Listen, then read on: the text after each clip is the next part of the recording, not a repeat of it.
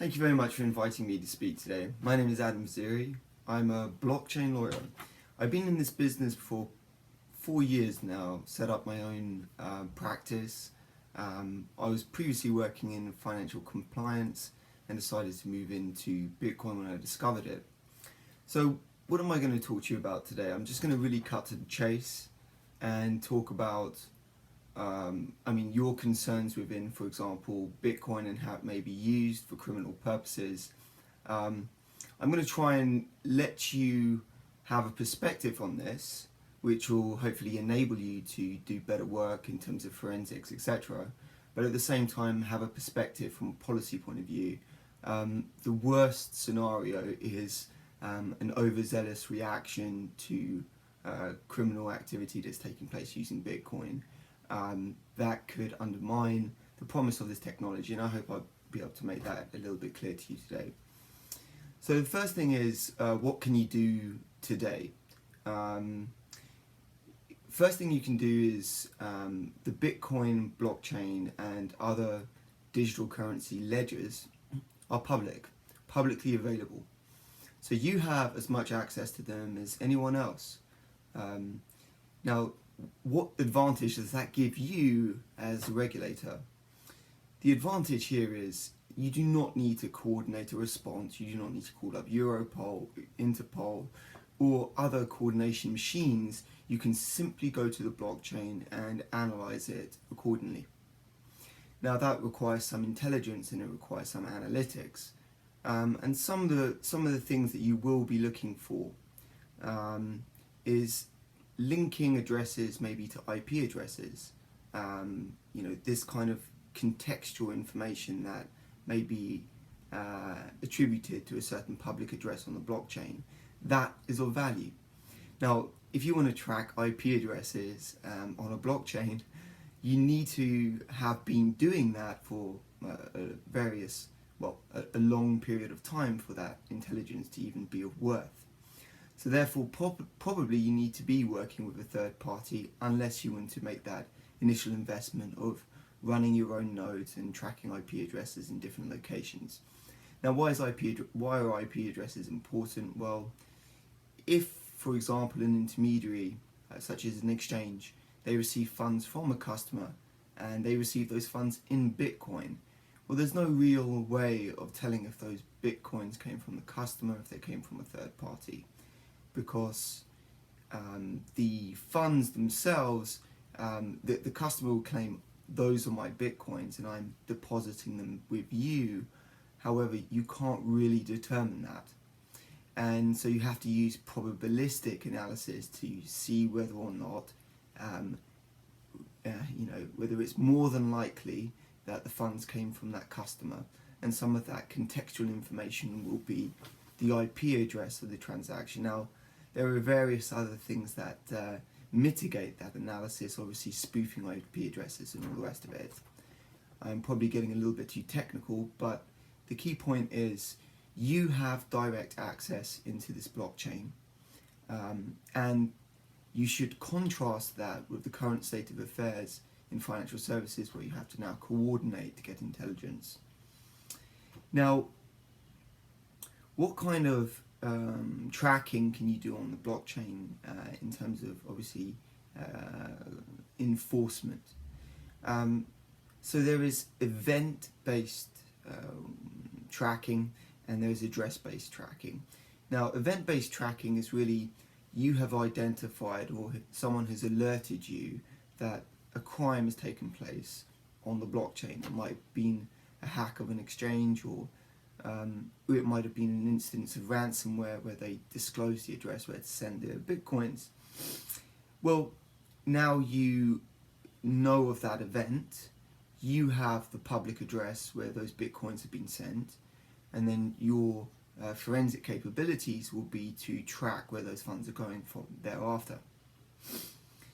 Now, this notion here is referred to as tainting. Essentially, it's finding an address on the blockchain where a criminal event allegedly has taken place and tainting that address, and then tainting essentially that address, but then tracking the flow of Bitcoins thereafter.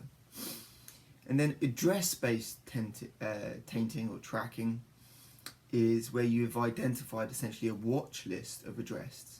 And that might be because you've received intelligence from other third parties to say that these addresses are associated with certain persons. They may themselves be on an Interpol list, or so that's it, address-based tainting. But when you have that intelligence, you can do the tainting yourself, i.e. you can go into the blockchain, taint those addresses, and see where those funds are going thereafter.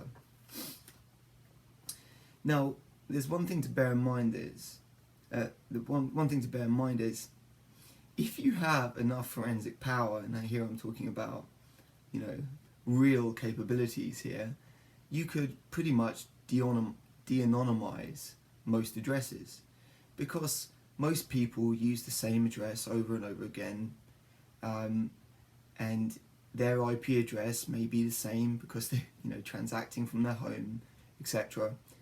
And because of that, you can now almost, from this heuristic data, this statistical data, find out who that person is. And there may be social media context as well that could lead you to a profile for that particular person. And from you may identify that that person transacts once a day, then they may transact maybe 5 times a day, that they always send their money to Coinbase or whatever. You develop a profile for that person, or I'm not really saying that an enforcer within your country would necessarily be developing that profile, but intermediaries which you may decide to lightly regulate may start to develop these profiles. And sorry, that's my printer.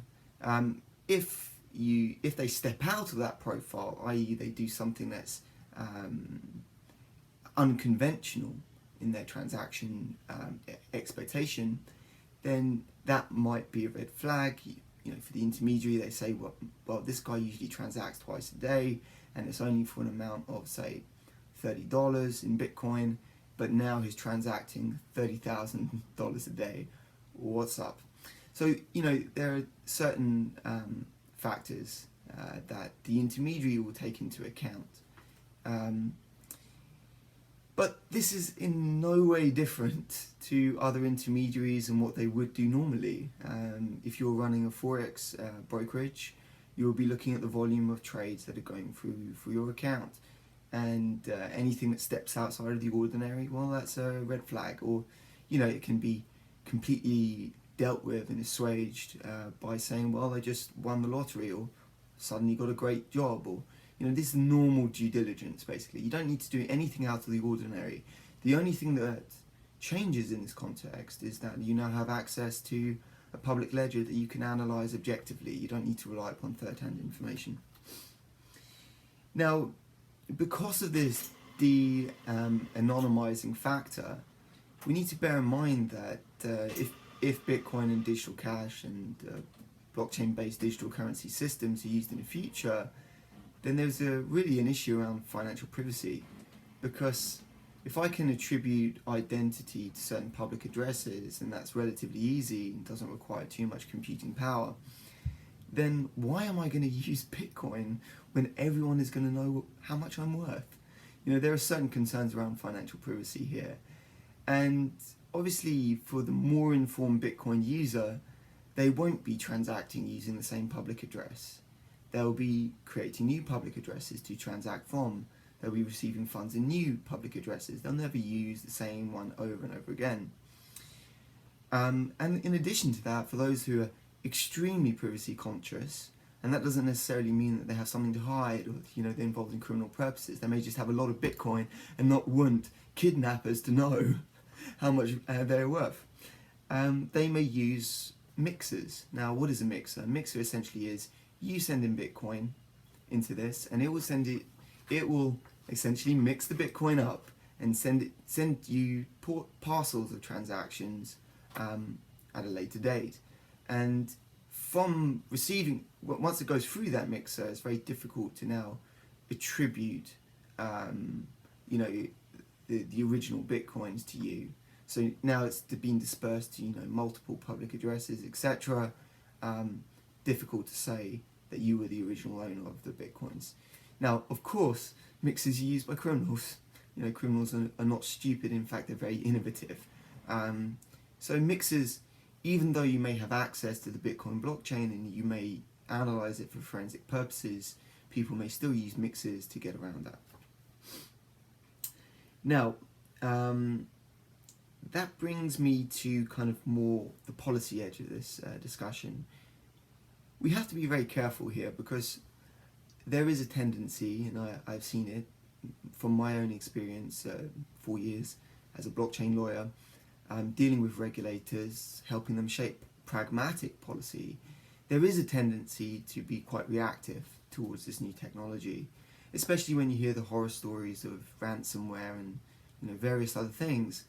And obviously the underlying threat of terrorism, etc., that makes everyone scared. And I think we have to view this. We have to have restraint when we adopt policies in this area, because the reason why the internet thrived, let's be honest, is because there was a lack of regulation, not because there was regulation. And the same is true with blockchain. The promise of blockchain is not the fact that it would be free almost to transact, which is essentially what Bitcoin offers today. It's free pretty much for you to send Bitcoin from one part of the world to the next, undermining obviously the models of Western unions, etc. But that's not really the promise of blockchain. The promise of blockchain is simply to have a shared ledger, is to move from a position in this world of retained control to shared control over ledgers, to offer transparency into this world of opacity. Now that may sound very idealistic, me putting forward that view, but that is the real genuine promise of blockchain.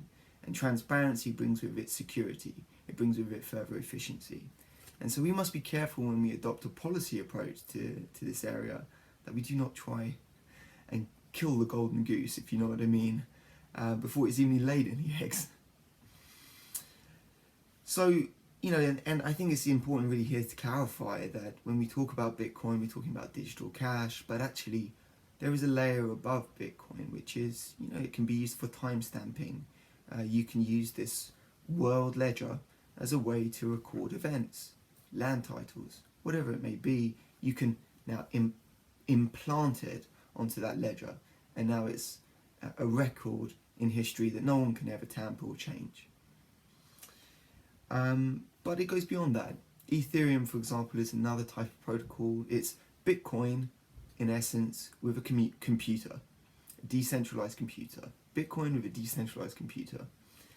It means, in essence, you can be adding programs to this computer, and it'll be spread across the network. And obviously, the main benefit of this is the transparency that comes with it, because when you add these programs to this world computer, you now know what they will do with certainty. Now, you could add to this world computer a financial contract. For example, let's just give the example of a bond. A bond is a relatively simple financial contract. The issuer will issue the instrument on the blockchain, and with that they will add certain coupons. It might be 2% interest per year, and a redemption point in the future. So that can all be programmed and placed into the blockchain, meaning that the person who wants to purchase the bond in the future, they can know with certainty that they're going to get that coupon, and that they do not have to rely upon the counterparty's assurances, because it's all there on the blockchain.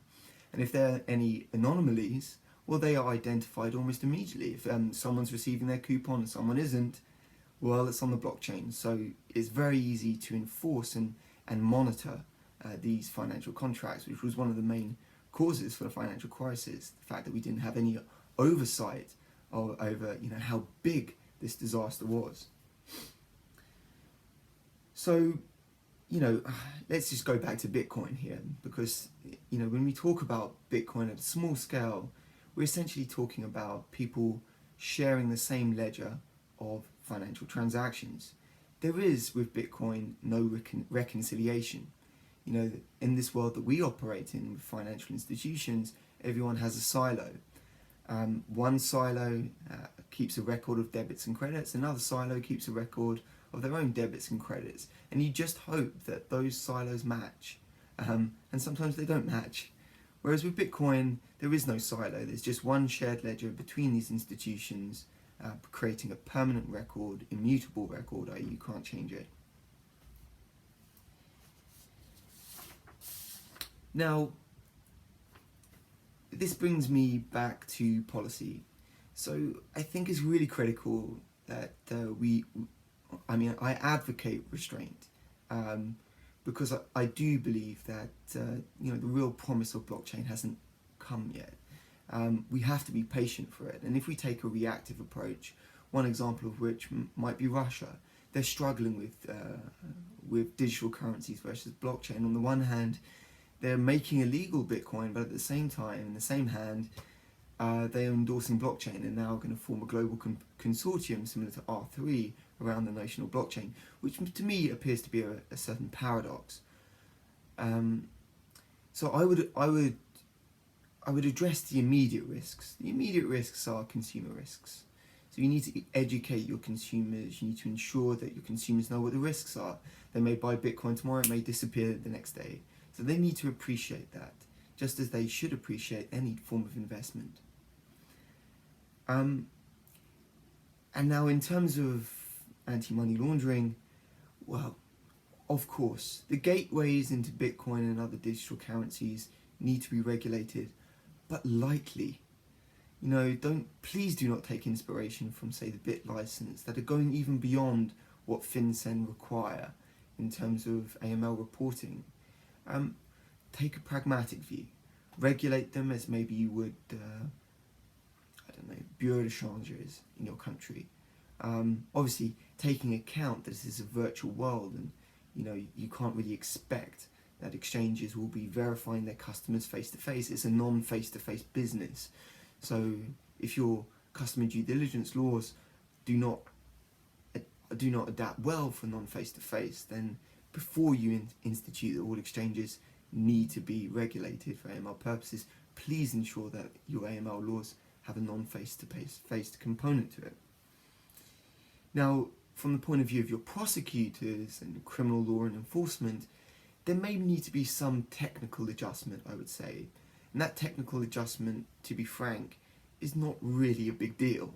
It's more like, well, there may not be a provision in your criminal law to seize virtual currency assets, or you may want to enhance a provision in your criminal law so that the police can seize and even they can sell those digital assets if they've been identified as coming from a criminal source. Now, if you want more coverage on this topic, I suggest you go to bitlegal.io, which is a publication that we manage, where we've gone into all of the technical details of, some of the policy issues the regulators are dealing with, jurisdictional issues. We've even gone so far as to look at all of the different countries in the world, pretty much, and look at how they're dealing with Bitcoin. So in summary, really to wrap this one up, Bitcoin, blockchain, digital currencies associated with ledgers, they give you direct access. You no longer need to coordinate with third parties to get access to that information. You can have access to that now. If you have an IT department, you can get them forensically looking now onto the blockchain, forensically identifying event addresses, where ransomware addresses, known individuals that are involved in criminal activity. You can taint their addresses, etc., and monitor thereafter. You may of course need to have some coordination to collect that intelligence. So you may need to liaise with Interpol, Europol, whoever those type of agencies. You may need to liaise with third parties that have been tracking IP addresses since 2009 on Bitcoin. So there may need to be a level of coordination, of course, to enhance your intelligence, but at the same time, you have direct access today. And that is not something that you do have with financial services markets to the same extent, because you need to go through court orders, injunctions, international enforcement, an absolute nightmare. Whereas with blockchain today, you have direct access. You need to possibly adapt your criminal laws so that when it comes to enforcement, your prosecutors need to take action, they have certainty. And also, you don't want to be in a situation where you're taking an action against someone and you put a seizure order on them, and that they've simply just transferred their private keys to someone else, use the technicality to circumvent an order. On the policy side, I would not do anything more than to educate your customers on the risks, which you're probably already doing, and to lightly regulate and taking into account the non-face-to-face environment that exchanges operate in, the gateways, such as the exchanges. The gift of blockchain hasn't really reached fruition yet. And if you thought the internet was a good thing for humanity, then I'm sure that blockchain will not disappoint you. Lastly, I urge you to invite innovation into your jurisdiction. I believe that regulators should work in step with innovators. Now, that's a bit of a cliche at the moment, considering everyone's talking about sandboxes and RegTech, etc. But there is some meaning to this cliche. This increases your oversight over the risks. It also gives you direct access into the innovators, and you see how these innovations can shape, and as you see them pragmatically growing, you can adapt the regulations accordingly. Not, here are some regulations, now you adapt, which is essentially what the BitLicense did. So my concern, and has always been since day one, is to avoid reactive, ill-informed regulation. We're, 10 o'clock, I'm speaking with the EU Commission, Parliament, about this, in fact, because even though they will be regulating exchanges by the end of the year, my concern is the detail of how you will regulate them. Are you going to place an onerous burden now on these exchanges to be doing enhanced due diligence, which would be complete madness? So we have to be very circumspect, and I vocalize restraint when it comes to regulation. And that's an irony, considering I'm a lawyer and that I make money essentially out of regulation, but I don't really think I could sleep well at night if I was to say to regulators, please create more regulation. We have to deal with this situation very pragmatically, and we have to allow blockchain to offer the same promise that the internet has provided to us, which is to change the world. Thank you very much.